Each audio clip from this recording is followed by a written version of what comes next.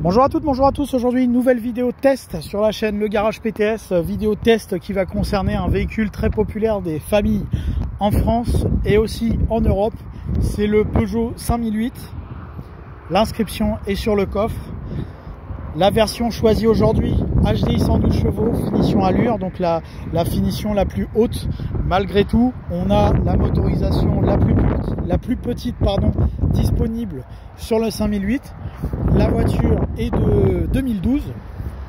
Elle est de fin 2012 cette voiture.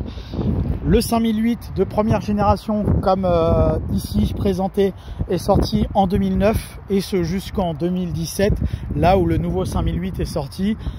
C'est un véhicule qui est le premier monospace compact entre guillemets de chez Peugeot. Avant, le monospace compact était la panacée de Citroën avec ses Xara Picasso, ses 4 Picasso 5 et 7 places. Là, la voiture est le premier monospace compact. Avant, chez Peugeot, on faisait que du monospace dit haut de gamme en 806 et 807. Donc vous aviez le choix avec le 5008, éventuellement le 807 qui était la taille au-dessus de ce véhicule qu'on va montrer aujourd'hui. Le 5008 est disponible en 5 ou 7 places. La version qui nous intéresse aujourd'hui est en 5 places. Voilà, première vue de l'intérieur. Avant de passer à l'intérieur, on va rester sur l'extérieur. Donc ce véhicule partage la plateforme avec le 3008, premier du nom. Le 3008 premier du nom, c'était on va dire un espèce de SUV. À l'époque, on utilisait le terme crossover. Maintenant, je crois qu'on l'utilise plus tellement finalement. Avec des grands feux qui remontent en haut des ailes, avec soit des phares au xénon, soit des phares standards comme ici, des phares halogènes. On a les radars de stationnement à l'avant, les anti-brouillard chromés disponibles sur cette finition allure. Les jantes de 17 pouces. Évidemment, on a une peinture intégrale, on a des vitres surteintées à l'arrière. Nous avons droit également à des chromes qui parcourent l'ensemble de ce véhicule. Si on a les radars à l'avant, on a les radars à l'arrière. Et comme je le disais ici, on est sur une version à 5 places, donc on a un coffre qui semble tout à fait correct, qu'on va mesurer dans quelques instants. Cette voiture nous est mise à disposition par le garage Auto Saint-Marc, d'où les étiquettes occasion disponibles visibles dans ce coffre. Donc le 5008 allure, c'est une finition qui est plutôt haut de gamme, c'est le dernier niveau de finition. Au-dessus, vous avez la version féline avec les équipements véritablement luxueux. Donc là, j'ai déjà cité les radars de stationnement avant-arrière, la peinture intégrale, les jantes en alliage en 17 pouces. Là, on peut voir que celui-ci dispose des bavettes à l'avant et à l'arrière, des bavettes de protection. Et à l'intérieur, ce véhicule nous offre le plaisir du toit panoramique. Donc sur un monospace, c'est quand même agréable. Voilà, je ferme la porte du véhicule pour être un peu plus isolé de l'extérieur, puisque effectivement on n'est pas loin de là-bas au bout. Vous avez Charles de Gaulle et du coup c'est très dégagé. Donc parfois il y a du vent et comme aujourd'hui il y a un peu de vent, c'est un peu compliqué des fois pour faire les vidéos.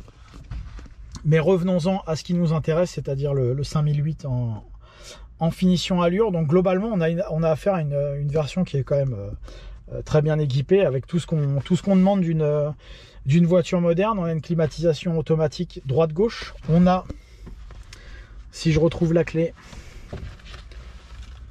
une navigation GPS avec Bluetooth sur ces versions de 2012. Donc je vais enfoncer la clé avec l'écran qui sort en haut du tableau de bord. Et si je démarre la voiture, on va également pouvoir apprécier le fait d'avoir un afficheur tête haute qui va vous donner la vitesse. Donc ces deux appareils là électriques sont réglables. C'est-à-dire que si vous appuyez sur le bouton ici, vous pouvez changer la hauteur de l'écran, ce qui vous permet éventuellement de faire varier la hauteur. Ce qui est pratique en cas de soleil, des fois on voit plus ou moins bien l'écran. Et pareil pour l'afficheur central tête haute, vous avez la même fonction. Donc après ici vous avez différentes fonctions aussi possibles. Avec là c'est pour le réglage de l'afficheur tête haute. Là, c'est pour le couper éventuellement si vous ne voulez pas le voir. Mais bon, si on a l'option, on veut le montrer. Le warning. Là, c'est des fonctions pour les alertes de distance, etc. Enfin, c'est des fonctions tout à fait classiques. Ici, on a la boîte 6 vitesses. En bas, on va retrouver une prise allume-cigare et la fonction électrique ici pour le vélum du toit panoramique, si vous voulez le fermer. Le régulateur de vitesse, les phares automatiques de ce côté-là. De l'autre côté, très classique chez Peugeot, les essuie-glaces automatiques, la commande au volant. Et derrière, vous allez retrouver d'autres fonctions comme les radars de recul et qu'on peut désactiver pour une remorque par exemple ou pour désactiver l'ESP. Enfin, ça, c'est très courant. Et le compteur, c'est le même compteur repris des Peugeot 3008 avec une instrumentation encore assez basique, assez classique, avec de gauche à droite donc le compte-tour, la température d'eau, la jauge à carburant et le compteur de vitesse. Et au centre ici, vous avez l'ordinateur de bord. Donc là, il reste 135 km d'autonomie et on a une consommation de 6 litres 2 sur 10 000 km ou plus. On ne sait pas. Et là, sur 88 km, donc ça, c'est moi qui l'ai faite, on est à 6 litres et là, on est sur une utilisation quand même assez tranquille. Donc si vous poussez un petit peu, vous serez plutôt aux alentours de 7 litres en termes de consommation. Donc là, on est sur un environnement assez traditionnel. Il n'y a pas encore à ce moment-là. Alors même si on avait une console un peu aviation qui a été largement remaniée sur les nouvelles générations, mais qui reprend quand même malgré tout l'esprit, on a déjà les prémices un peu de ces nouveaux habitacles dits à l'étroit, j'ai envie de dire, où vous êtes dans une sensation de cockpit qui a été reprise sur toutes les Peugeot plus ou moins modernes. Donc et ce 5008 n'échappe pas à la règle. Et au centre, vous allez retrouver donc les accoudoirs et puis un petit rangement central. Pour la position de conduite, on peut le voir ici. C'est plutôt, je suis plutôt pas mal. Alors moi j'ai souvent la gêne sur cette console avec le genou qui va toucher la console. C'est assez désagréable et je trouve le pommeau un petit peu haut pour moi. Mais ça, c'est mes goûts personnels. Je pense que la majorité des gens n'ont pas ce souci-là. Pour moi, le pommeau est un petit peu haut. Voilà, il aurait mérité peut-être 5 ou 10 cm plus bas, mais là, ça va avec la console. C'est comme ça qu'ils ont prévu le véhicule. Finalement, la position de conduite n'est pas si mal dans ce véhicule pour un monospace, hein, j'entends, hein, bien sûr. La surface vitrée est intéressante. Le pare-brise est très grand, malgré tout, sur ce véhicule. Aujourd'hui, c'est moins le cas. Hein. On a moins la mode des grands pare-brise comme ça. Au début des années 2010, c'était beaucoup à la mode. Et les surfaces vitrées sont de surface tout à fait normale. Et on a une belle visibilité de 3/4. Donc là, on n'est pas gêné. Et la surface vitrée de la lunette arrière également est très correcte. Donc on a une bonne visibilité sur 5008, ce qui n'est pas le cas des nouvelles générations où c'est beaucoup plus serré. Effet SUV. Là, on est plutôt effet monospace, donc grande surface vitrée. Et grand rétroviseur également de chaque côté. Donc bon, on a un bel espace visuel sur ce véhicule. Donc pas de problème de ce côté-là. C'est même plutôt une qualité. Pour le coup, ça fait vraiment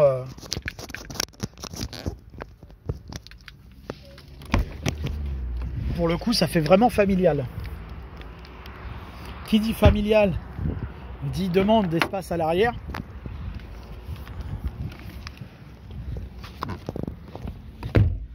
Donc ce 5008 nous donne une place disponible très généreuse. On n'a pas de problème. En plus de ça, on a 3 places individuelles, le vrai monospace. On avait déjà ça sur la 307 SW, mais c'était un peu du bluff et puis on n'avait pas le même siège au centre. Là, on a le droit à 3 vrais sièges individuels. Ils se rabattent à la façon des C4 Picasso pour vous proposer un plancher plat. Donc c'est tout bon de ce côté-là. On a une petite tablette ici pour pouvoir poser les objets si besoin. Les enfants ou je ne sais pas si vous êtes un adulte, vous voulez poser une tablette ou un ordinateur portable. En plus de ça, comme les espaces 4, on a un petit aérateur ici. Donc c'est une belle chose. On a également un petit store. Ça évite les stores Mickey ou Hello Kitty. Donc ça peut être plus joli, plus sympa à regarder que Hello Kitty. Et bien sûr, quand on a le toit panoramique vitré, ça apporte ce bain de lumière supplémentaire bienvenu. dans ce genre de voiture. Et donc j'ai un siège qui est plutôt très correct, hein, une surface habitable très correcte également. Je peux placer mes jambes assez loin, donc je ne suis pas embêté du tout à l'arrière de ce véhicule. Ce qui va être à mon avis confirmé par la mesure des chiffres qu'on fait habituellement. Donc le siège est toujours réglé à ma position. Et donc en longueur aux jambes on a 62,5. C'est marrant, je crois que j'avais 62 cm. Ce matin, j'ai fait le Renault Kadjar et on avait exactement la même longueur disponible. Et j'avais dit exactement la même chose, c'est-à-dire qu'on est plutôt bien loti à l'arrière du Kadjar. Et ben on est bien loti à l'arrière de ce 5008. Et 139,5 de largeur, je crois que c'est un peu mieux que le Kadjar, mais j'en suis plus sûr. Plus tout à fait sûr. Et en termes de coffre, je le disais tout à l'heure, hein, grosse place disponible. On peut voir là les différentes commandes pour pouvoir régler les sièges. Si je lâche ça, je fais tomber comment dirais-je, une double tablette, ce qui fait qu'on peut charger des objets relativement longs. Ce qui nous donne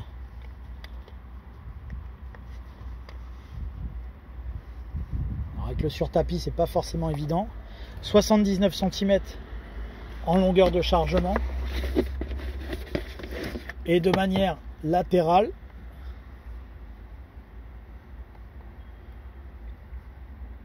est-ce qu'on va y arriver au mètre? On dépasse le mètre, on est à 1,05 m, donc c'est plus grand que le Kadjar. Donc le 5008 nous offre plus de place que le Kadjar.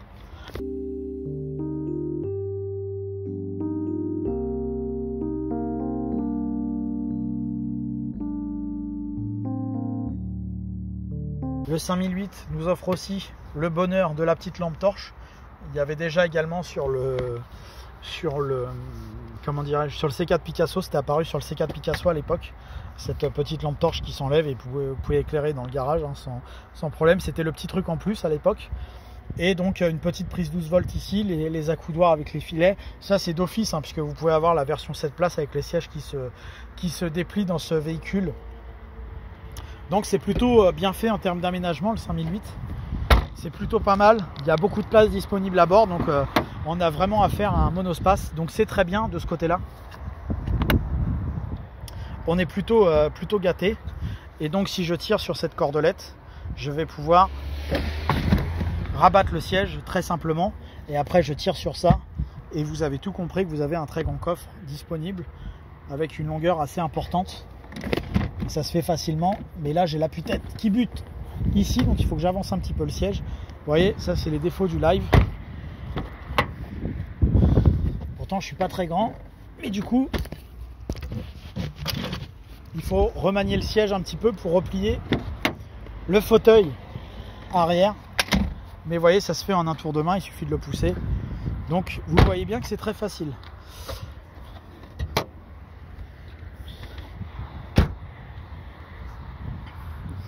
D'un point de vue mécanique, le premier moteur disponible de la gamme, 1,6 litre HDI 112 chevaux avec la boîte manuelle à 6 rapports, qu'on va aller essayer tout de suite pour se rendre compte de son agrément.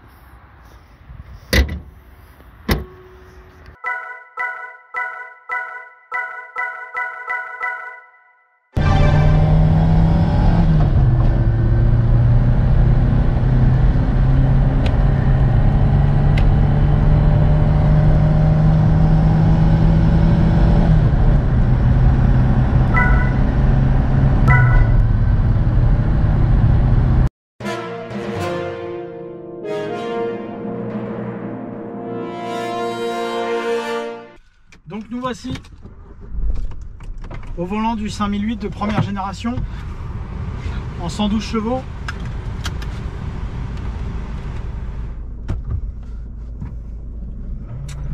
Donc la première chose qu'on constate, c'est que comme je disais tout à l'heure, on est plutôt correctement assis dans cette voiture. Donc ça c'est bien. Je cherche à régler l'écran, voilà. Il est réglé. Je peux voir la vitesse, vous ne la voyez pas sur la caméra, mais moi je vois mieux la vitesse. Alors ça ne sert pas à grand chose, mais bon. Ça faisait partie des équipements incontournables à la fin des années 2000.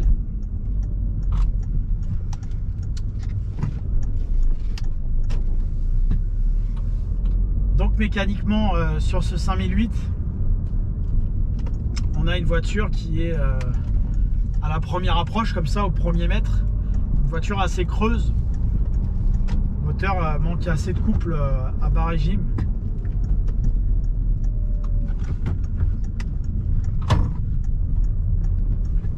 Mais par contre, il a une qualité, c'est qu'il est assez silencieux et il nous donne très peu de vibrations, donc ça c'est plutôt pas mal.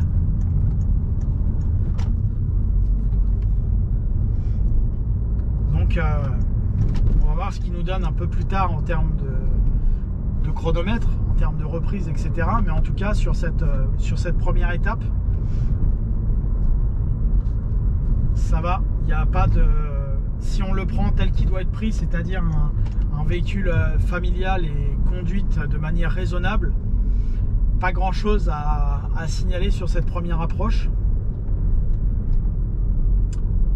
La voiture semble assez saine à conduire, à mener.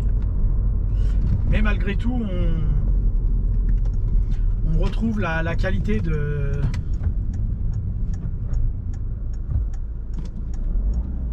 Ce qui fait la qualité des Peugeot, c'est-à-dire un toucher de route qui donne envie d'aller un peu plus loin que ce que nous dit habituellement un monospace.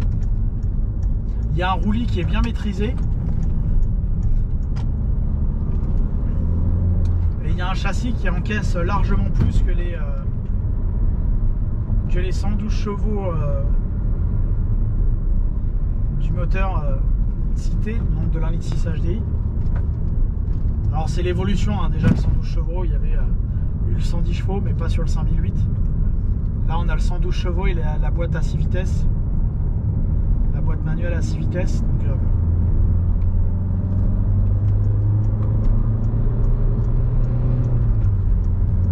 ça semble pas être un foudre de guerre comme ça quand on accélère.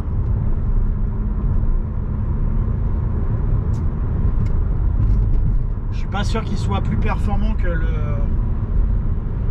Kadjar DCI 110 par exemple, ou qu'un Scénic 3 1,5 litre DCI 110 qui était son concurrent avec un moteur différent. On va pas parler du C4 Picasso 7 places, du grand Picasso, qui lui est son concurrent interne, mais il avait le même moteur.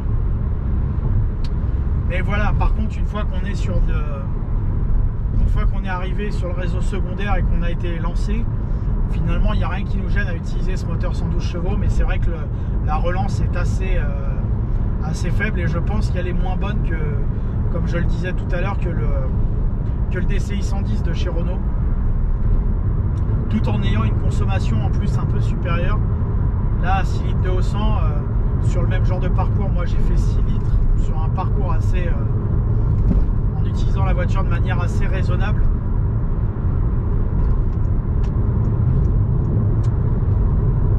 Alors qu'on pourrait faire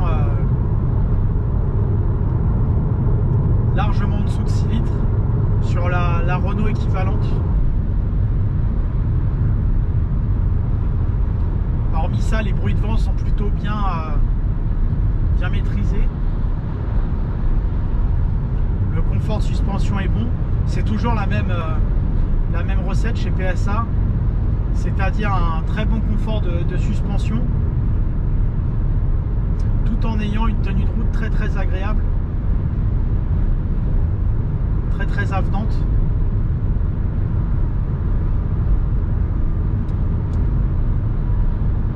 Donc c'est un très bon point.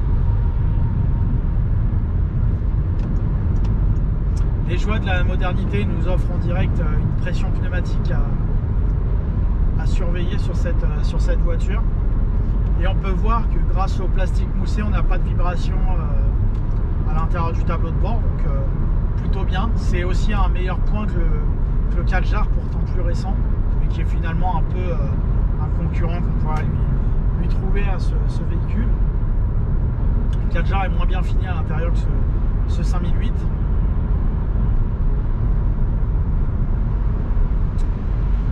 Donc ça en fait un monospace pas désagréable, mais malgré tout je crois que je lui préférerais sa version 2 litres HDI pour la fiabilité. 2 litres HDI est un bien meilleur moteur qui ne consommera pas beaucoup plus que cet 1 litre 6 HDI, mais offrira donc de meilleures reprises évidemment, mais aussi une meilleure fiabilité que l'1 litre 6 HDI. Alors c'est en progrès, le 112 chevaux par rapport au 110 c'est pas le top. Le 115 est aussi encore mieux que le 112 en termes de fiabilité. Tout ça, ce sont des évolutions sur les véhicules. Mais le mieux étant de passer directement au 2 litres. Donc voilà, un véhicule qui n'est pas désagréable. Je trouve moi personnellement esthétiquement plus joli que le 3008. L'espace à bord est plus que correct.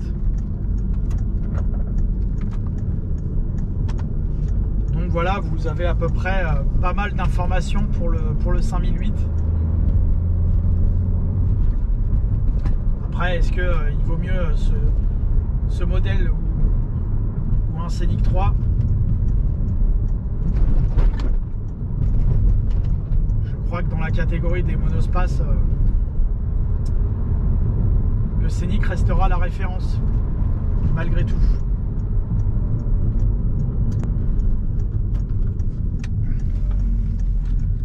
Voilà, merci à vous d'avoir suivi cette nouvelle vidéo sur la chaîne Le Garage PTS. Merci encore pour votre fidélité. N'hésitez pas à vous abonner, à aimer, à commenter Le Garage PTS sur YouTube, Facebook et Instagram. Merci à vous, à bientôt.